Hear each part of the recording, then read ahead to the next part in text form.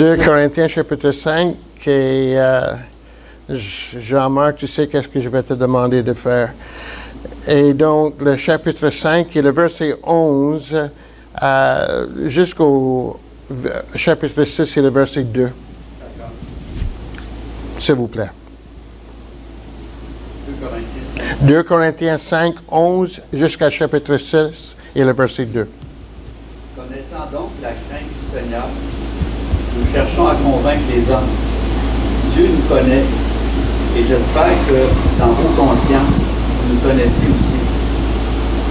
Nous ne nous recommandons pas de nouveau nous-mêmes auprès de vous, mais nous donnons occasion de vous glorifier à notre sujet, afin que vous puissiez répondre à ceux qui tirent gloire de ce qui est dans les apparences et non dans le cœur.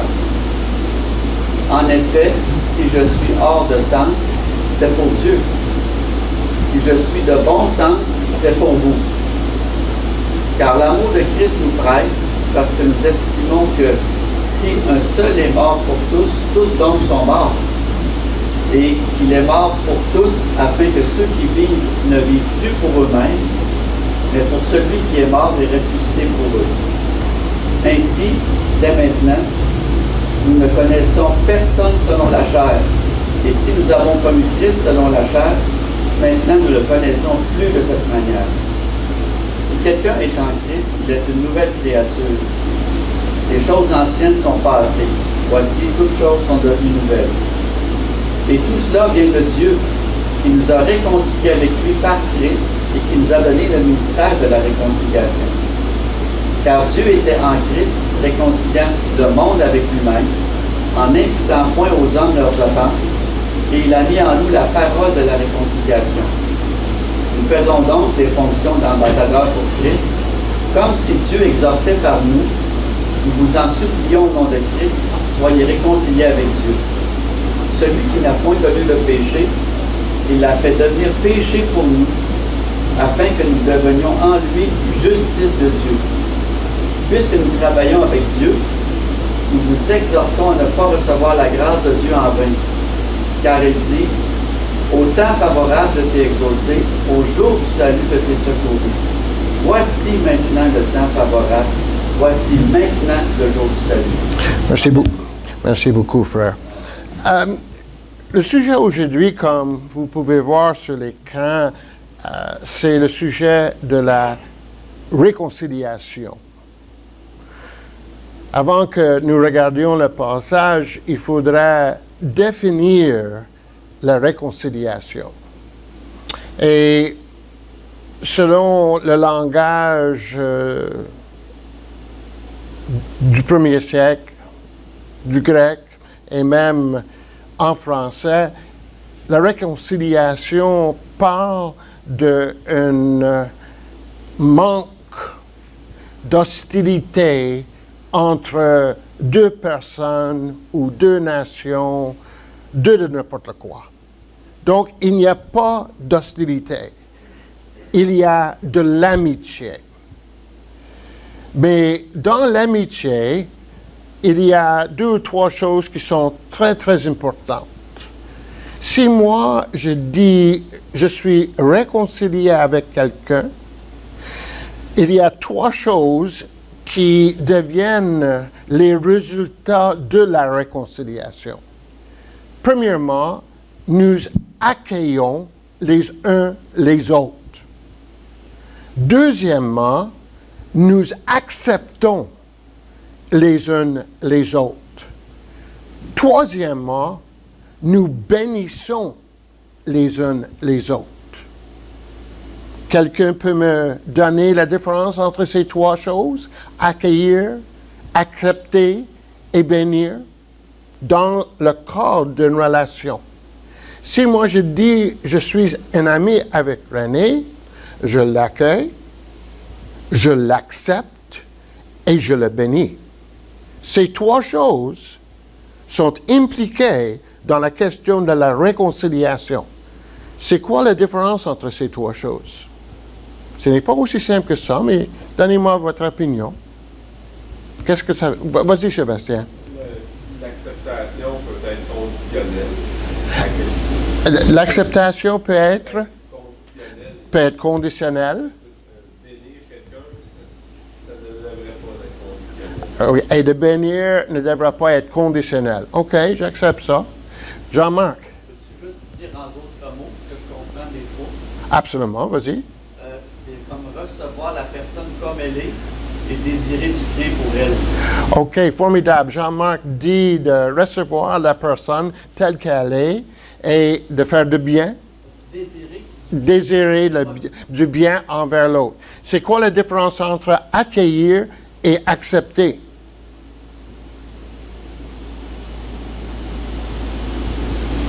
Accueillir, il n'y a pas de condition. Oui, Robert.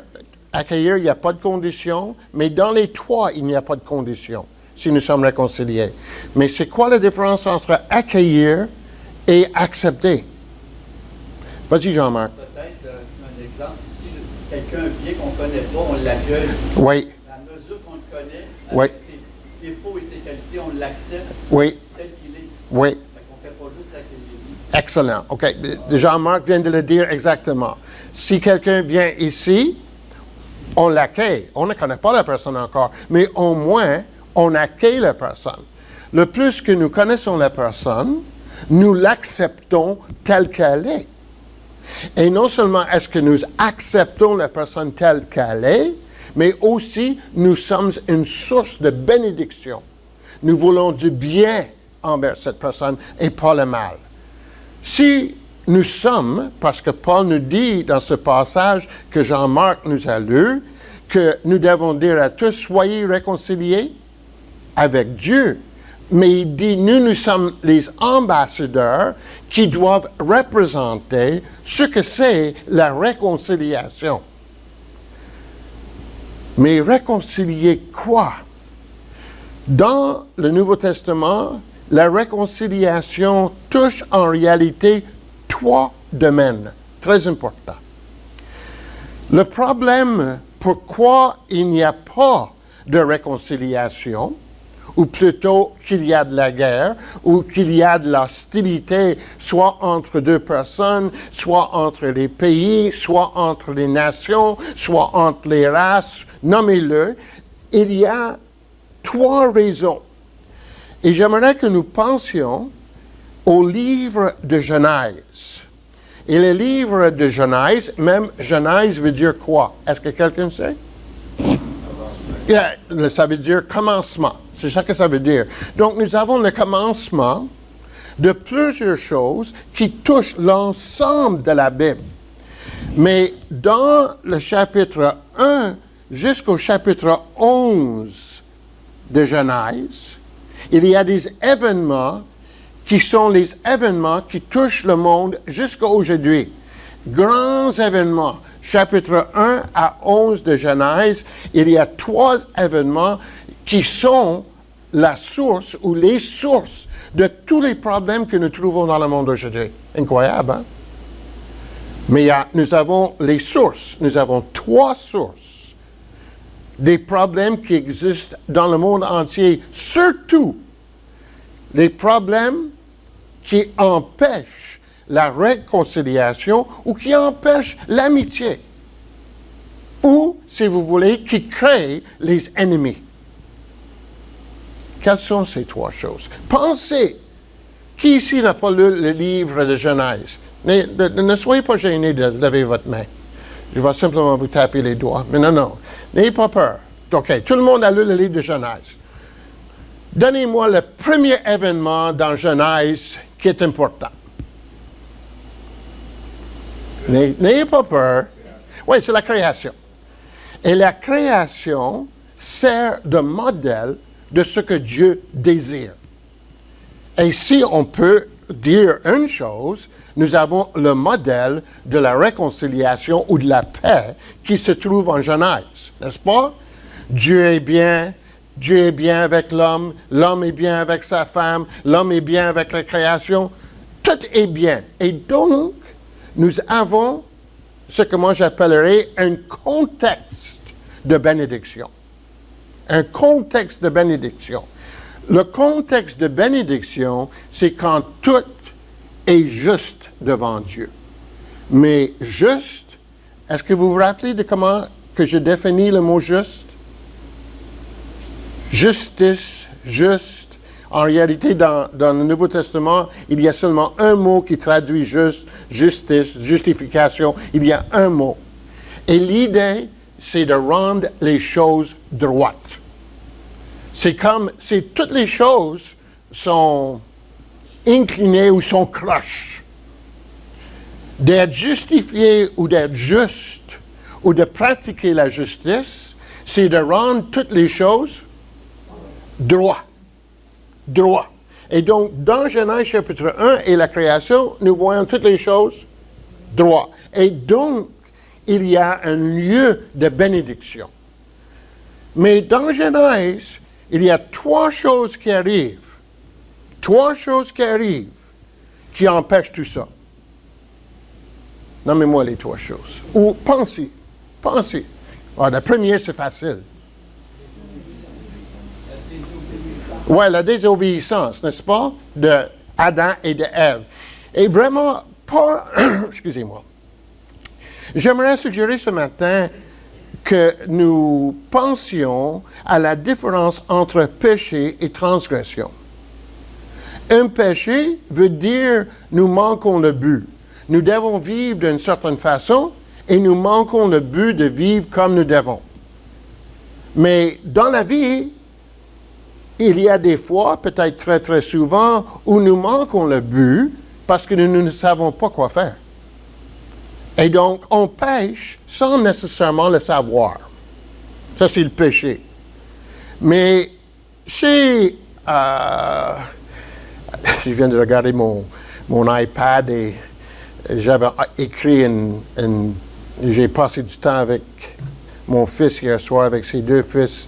J'ai dit, j'ai apprécié le temps. Et j'ai dit en anglais, I love you, Daniel. Puis il vient de m'envoyer un texte qui vient d'apparaître, love you too, Dad. Donc ça fait ma matinée. On est où, là? Donc, Adam, il n'a pas péché, il a transgressé. La transgression, c'est quand nous savons quoi faire et nous refusons de le faire. Nous savons quoi faire et nous refusons de le faire. Autrement dit, c'est la différence entre pécher involontairement parce que nous ne savons pas quoi faire et transgresser, c'est de pécher parce que nous savons quoi faire, mais nous ne le faisons pas. Mais Adam, lui, ce n'était pas quelque chose qui était inconnu pour lui. Dieu lui a dit de ne pas, quoi? Manger les fruits de l'arbre, puis il a mangé. Donc, il a transgressé. Et cette transgression a donné vraiment tout un problème à l'humanité pour que l'humanité ne puisse pas vivre la bénédiction de Dieu dans un contexte de réconciliation ou de bénédiction. La deuxième chose, ça c'est un peu plus difficile. En réalité, la deuxième et la troisième chose sont un peu difficiles. Qu'est-ce que vous pensez est la deuxième chose qui a créé tant de problèmes pour les hommes?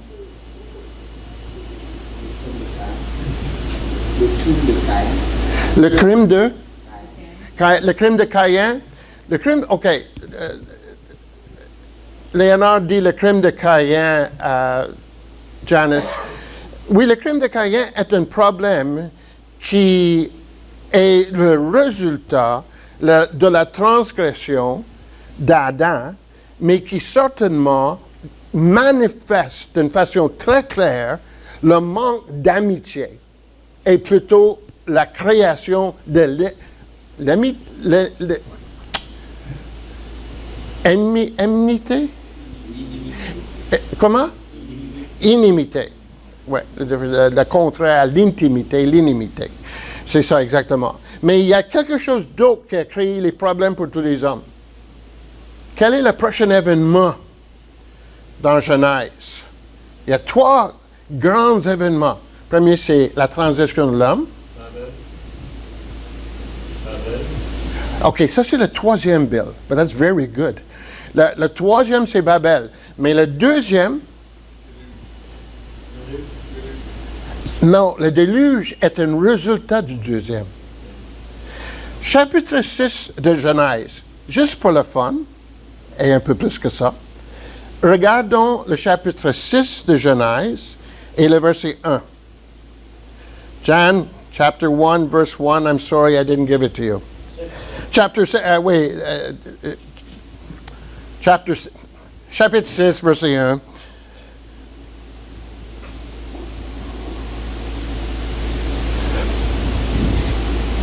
OK. Moi, je vais le lire. Lorsque les hommes eurent commencé à se multiplier à la surface de la terre et que des filles leur furent nées, les fils de Dieu virent que les filles des hommes étaient belles et ils en prirent pour femmes parmi toutes celles qu'ils choisirent. Alors l'Éternel dit, mon esprit ne contestera pas toujours avec l'homme, car l'homme n'est que chair, il vivra 120 ans. Il y avait des géants sur la terre à cette époque-là. Ce fut aussi le cas après que les fils de Dieu se furent unis aux filles des hommes et qu'elles leur donnaient des enfants. C'était les célèbres héros de l'Antiquité. Tout un passage, ça, hein? Peut-être un jour, nous ferons un exégèse de passage ensemble, mais ce passage sert d'un thème qui traverse tout l'Ancien Testament et aussi le Nouveau Testament. Non seulement l'Écriture sainte, mais aussi dans la littérature juive, à travers les siècles, qui ne font pas nécessairement, ou qui ne font pas nécessairement partie du canon, mais qui quand même est connu dans la pensée des Juifs jusqu'au 1er siècle, et même après.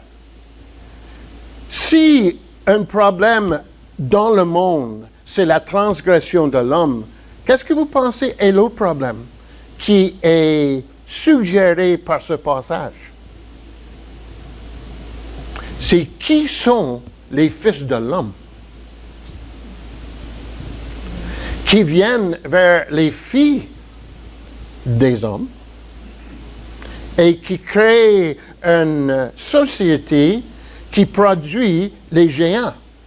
Mais c'est qui ces fils de l'homme? Les fils de... Merci beaucoup, Gabriel. Les fils de Dieu, c'est qui ces fils de Dieu? Oui, c'est les anges. Nous avons ici la première mention d'une activité des êtres célestes qui opèrent parmi les hommes. Et cette activité n'est pas voulue par Dieu. Même c'est donné par Dieu. Non seulement dans ce qu'il dit dans ce passage, et aussi ce qui arrive avec le déluge, mais aussi plus tard aussi, cette question de ce qu'on appelle les Néphalim, les géants qui étaient sur la terre. Même en français, si vous prenez une concordance et vous regardez le terme Néphalim, les géants qui étaient sur la terre, comme un des géants que nous savons être un des descendants de ces fils de l'homme qui viennent faire les filles de Dieu, c'est qui? C'est qui que nous connaissons dans la Bible? Une histoire très, très connue, qui était un géant. Goliath. Goliath était un descendant des Néphalim. Il était un descendant de cette race qui a été créée. Ce que je dis, sans aller un peu plus dans le détail dans ça, c'est que l'idée, c'est qu'il y a eu quelque chose de céleste où il y a eu une rébellion, et cette rébellion a causé que les êtres célestes ont semé le trouble chez les hommes. OK? Donc, on a deux choses jusqu'à maintenant qui empêchent la bénédiction, qui empêchent la réconciliation chez les hommes. La première chose, c'est l'homme qui transgresse, qui décide simplement, je ne veux pas faire ce que je dois faire. La deuxième chose, c'est, si vous voulez, Satan et les esprits méchants dans les lieux célestes qui travaillent chez les hommes pour empêcher qu'il y ait réconciliation et la bénédiction chez les hommes. Et la troisième chose, Bill, tu l'as dit, c'est... non? Babel. Là, il faut se poser la question, et ça, c'était peut-être un peu plus difficile, mais Babel, c'est quoi? Qu'est-ce qui arrive à Babel? Qu'est-ce qui arrive? Confusion. Oui, il y a eu confusion parce que les langues sont devenues différentes, les hommes ne se comprennent pas les uns les autres, mais à part de ça, qu'est-ce qui est arrivé? Pardon? L'orgueil de l'homme dans le sens que l'homme voulait remonter à Dieu avec la tour de Babel, mais il y a quelque chose un peu plus, disons, profond qui arrive ici, que normalement nous ne le voyons pas. Ce que Dieu voulait, c'est qu'Adam et Ève, ils fassent quoi? Il y avait deux mandats. Quoi? Se multiplier et dominer sur quoi? Toute la terre. Vous savez, dans l'Ancien Temps, c'est qui était le Dieu des Israélites? C'est Yahvé, c'est l'Éternel qui était le Dieu. Mais Yahvé, ou l'Éternel, était le Dieu, si nous regardons un peu plus tard, deux morceaux de la terre. C'était quoi? Come on. Quand les Israélites sont sortis d'Égypte, ils sont allés où? Dans la terre sainte. Et Dieu était considéré par les Israélites et aussi par toutes les autres nations comme le Dieu des Israélites et comme le Dieu d'Israël ou de Palestine ou de la terre sainte. Mais le but, c'est qu'éventuellement, Dieu voulait que les Israélites amènent la connaissance de Dieu où? Dans la terre entière. Ce que nous voyons dans Babel, c'est le contraire à ça. Nous voyons une lignée d'hommes qui devient la lignée qui est sous Dieu, surtout après le déluge avec Abraham. Mais toutes les autres nations, depuis le tour de Babel, qu'est-ce qui arrive? Ils sont éparpillés, comment, dis-moi le mot. Comment? Ils sont quoi? Oui, dispersés, mais j'aime l'autre mot aussi. C'est simplement, je ne suis pas capable de le dire. Ils sont dispersés dans le monde entier. Mais en réalité, au lieu de venir proche de Dieu, ils sont allés dans d'autres pays et leurs dieux sont devenus les dieux de leur pays. Est-ce que vous me suivez? C'est un concept que nous ne comprenons pas, mais nous pouvons voir dans l'Ancien Testament comme l'ange qui dominait ou qui aidait Israël, il s'appelait comment? Non. Dans Daniel, c'est écrit dans Daniel. L'ange. Pensez au nom des anges que vous connaissez. Non mais moi, quel ange s'est présenté à Marie? Gabriel, OK. Un autre nom d'un ange. Oui, Raphaël, mais lui, il n'est pas mentionné dans la Bible, mais c'est vrai. Mais un autre nom d'un ange, le plus important. Michel, c'est ça, Gab. Michel est l'ange au-dessus d'Israël. Quand nous lisons Daniel, ce que nous voyons, c'est que Daniel, quand il prie et il confesse ses péchés à Dieu, qui vient voir Daniel? L'ange vient et il dit, Dieu a répondu à ta prière depuis que tu as commencé. Mais Michaël est en train de combattre contre l'ange des autres pays. Et donc, c'est comme si la Bible comprend, il y a dans les cieux des... je n'aime pas utiliser le mot hiérarchie, mais il y a dans les cieux une organisation des anges où il y a des anges qui sont au-dessus des peuples et qui s'occupent des peuples et qui s'occupent de ce qui arrive chez les peuples. Dans Babel, ce que nous voyons, c'est que les peuples sont éloignés de Dieu et les anges qui sont dans les cieux, ils agissent chez les hommes, non pas pour créer une réconciliation ou une paix ou une bénédiction, mais ils sont créés ou ils agissent contre ce que Dieu veut. OK, pourquoi est-ce que je dis ça? Dans la réconciliation et le travail ou d'accueillir les uns les autres, de recevoir les uns les autres, de bénir les uns les autres, il y a 3 problèmes. Premier problème, c'est quoi? Si moi, je ne veux pas être un ami avec quelqu'un, quel est le problème? Je ne suis pas prêt à accueillir, accepter et bénir la personne. Vous savez, des fois, on a un problème avec quelqu'un. Oh, je ne l'haïs pas. Je ne veux rien que pas le voir. Je ne l'haïs pas, mais je ne l'inviterai pas souper. Mais si je ne suis pas prête à l'inviter souper, je ne suis pas prête à quoi? L'accueillir. Je ne suis pas prête à l'accepter, mais je ne suis pas prête non plus à l'accueillir, n'est-ce pas? Et c'est dû à quoi ça? Ma désobéissance. Parce que Dieu dit que tous les hommes sur la terre sont les êtres qui ont été créés par Dieu. Et quand Jésus-Christ est mort, il est mort pour qui?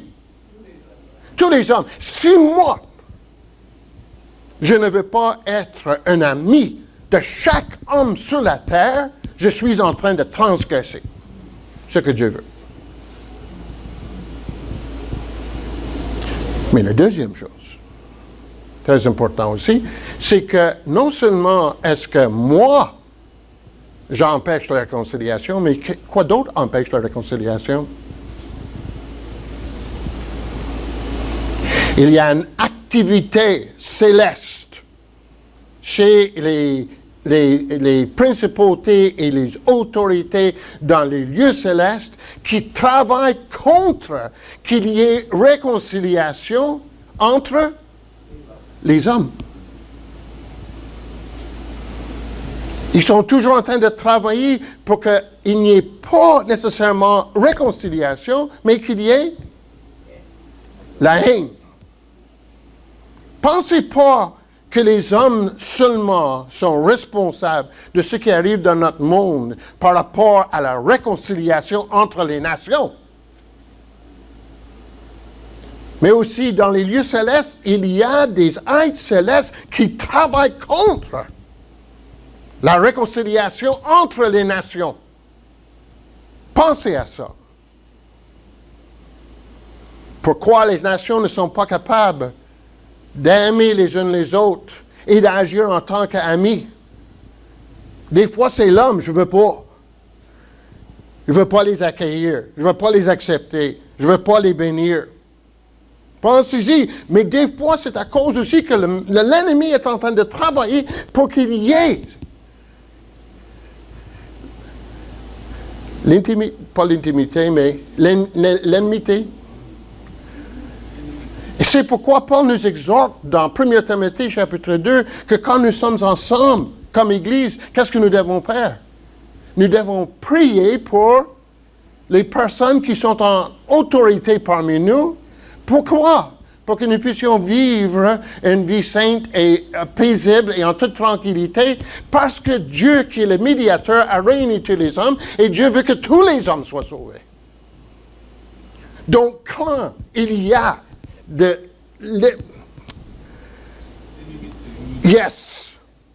contre les nations, mettez pas le blâme sur l'homme.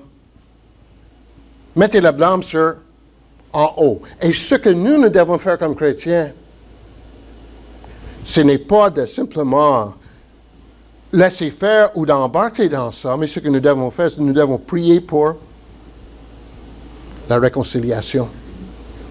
Mais cette troisième chose que Bill a mentionnée, dans les nations, il y a des êtres célestes qui sont en charge des nations où ces nations ne veulent absolument rien savoir de Dieu ou qui ne veulent rien savoir avec notre Dieu. Mais qu'est-ce que nous devons faire? Est-ce que nous devons en ce moment haïr les autres nations qui font partie des autres pays ou qui font partie des autres nations, ou si vous voulez, qui ne sont pas de la même couleur, qui ne parlent pas de la même langue, qui ne sont pas du même sexe, qui n'ont pas les mêmes idées? Qu'est-ce que nous devons faire? Moi, je vais vous dire, la réconciliation est de jour.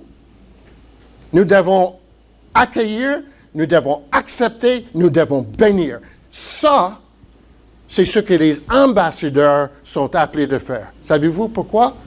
Parce que ici nous avons lu, et je vais finir bientôt, mais ici nous avons lu que Jésus-Christ, Dieu en Jésus-Christ, était en train de réconcilier qui? Les hommes. Tous les hommes. Pourquoi? Parce que nous ne sommes pas inclinés vers la réconciliation, nous sommes inclinés envers l'intimité, l'enmité. Pensez-y. Comme chrétiens, quelle est notre responsabilité sur la terre? C'est de créer réconciliation entre nous. Même la Bible dit dans Colossiens chapitre 1 que la réconciliation travaille les trois domaines. Premièrement, Dieu réconcilie l'homme à cause de il dit ici, n'imputons pas ses transgressions. Donc, moi, je transgresse, mais l'amour de Christ, il est devenu péché pour moi, et à ce moment-là, Dieu ne compte plus mes transgressions. Il les lave. Il les fait disparaître. Moi aussi, j'étais un ennemi de Dieu dans la façon que je vivais, dans qui j'étais. Dieu s'est occupé de ça avec la mort de Jésus-Christ. Mais non seulement est-ce qu'il s'est occupé de ça, mais quand Jésus-Christ est mort sur la croix, il a dépouillé quoi? Les principautés et les autorités. Et Colossiens dit, même dans la réconciliation, Dieu a réconcilié même les êtres dans les lieux célestes. Dieu travaille pour que même les êtres dans les lieux célestes ils soient réconciliés à ce que Dieu veut. Hey, ça là, ça me fait triper ça. Et quand je dis triper là, ça joue avec ma pensée, ça joue avec mon cerveau là. Il y a une réconciliation même disponible. Et comme je dis, on peut parler de ça une autre fois, une réconciliation même possible avec les êtres dans les lieux célestes. Mais la question de Juifs et de Grecs dans le Nouveau Testament, Dieu a dit que quand Christ est mort sur la croix, il a fait des deux combien? Une personne.